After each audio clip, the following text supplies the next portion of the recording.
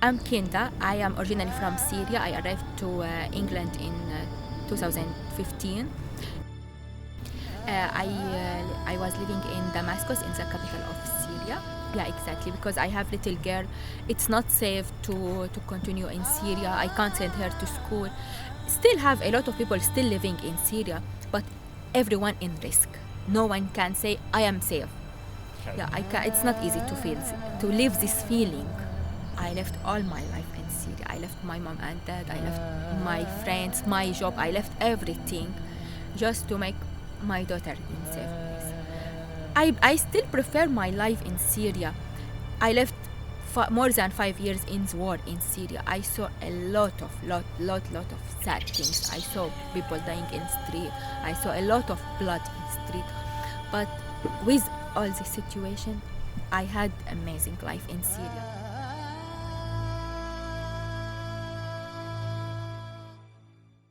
Liverpool prides itself on a long history of multiculturalism and support of refugees. However, when 27-year-old Kinda Ali arrived in the city in 2015 with her daughter Sila, she struggled to find the help she needed. With much of the political and media focus resting on issues of work and social securities for refugees, language education is often overlooked. For those born in the UK, the opportunity to learn languages is one taken for granted, with only 6.5% of Britons listed as bilingual. But what is an uninteresting extra class for many is a lifeline for refugees. I came by family visa. Everything was fine because I came by plane with my daughter. It's not really dangerous journey, but the problem started here in England, in Liverpool. The first things when I arrived from Syria, direct to Liverpool, I couldn't understand any word. I felt no, that's make the life it's harder. It's new life, new country. Despite having taken English classes while studying at Damascus University, Kinda struggled to acclimatise to using English as a first language. When I arrived to Liverpool, I started to communicate with the people in the street. I couldn't understand any word, any word. If sometimes just want to ask about the price or just the street, I couldn't understand any word. Just the people start talking, said thank you, that's it. The first 2 years, if I want to go to GB or to job center or anywhere, I ask for interpreter because I feel not really confident to understand everything. And one day I went to GB and the interpreter she didn't came. I tried to contact with the doctor and it was fine. She tried so hard to explain to me. After that I decided I will not ask for interpreter, never. I will try. If all time I feel someone will help me, I will not learn anything. I decide no, I will go anywhere. I will start learning English here in England. I start to communicate with the people without any help. That helped me too much. Kinda lost her family visa after divorcing her husband and was forced to apply for a refugee visa or risk having to return to Syria. The application process took 7 months, wherein she was subject to discrimination due to her poor English. I know the feeling, how it's hard feeling. And I don't want to say all the people, but a lot of time when I went to the council, or especially with the council, because my English, the English, it's not my first language. Say, speaking, I can't understand everything. The next appointment say, no, you didn't understand me. You misunderstand me. I didn't say that. That make me feel so upset. Why you thought we are just stupid? I can't understand. Maybe sometimes I can't understand. Maybe I can't explain more, but I understand what you're saying. No. This is your problem. You did this mistake because you misunderstand what I am meaning. I said, no, that's not right. And that make them feel, I don't want to say everyone, but some people. No, when they feel you really know, make them feel not really happy, because it's better for them if we don't know anything. Yeah. And can make any decision about our case if we don't know anything.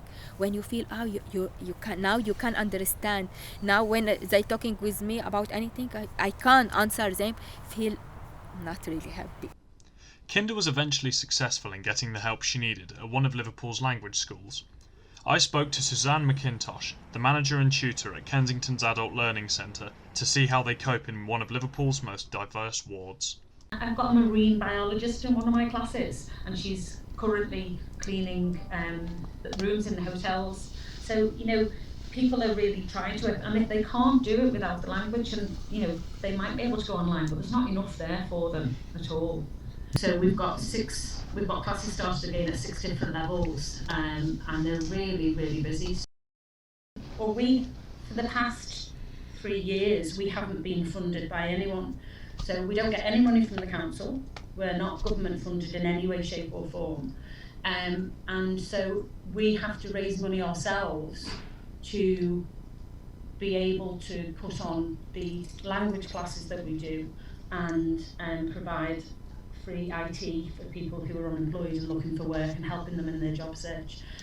We went to our local councillors and said, we've got hundreds of people coming in here who absolutely cannot afford these classes, because that's one way we generate income, is that we do charge for ESOL. And obviously those who pay, it's only £70 for 10 weeks and for 2 hours a week, so it's nothing really, but obviously £70 is an awful lot of money for some people. Yeah.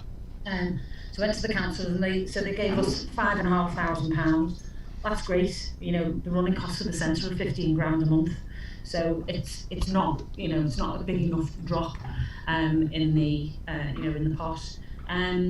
So we're constantly trying to generate our own income so that we can help the more vulnerable people in the community. But unfortunately, obviously COVID hit us quite badly. But we were lucky enough to get some financial support through the COVID funds.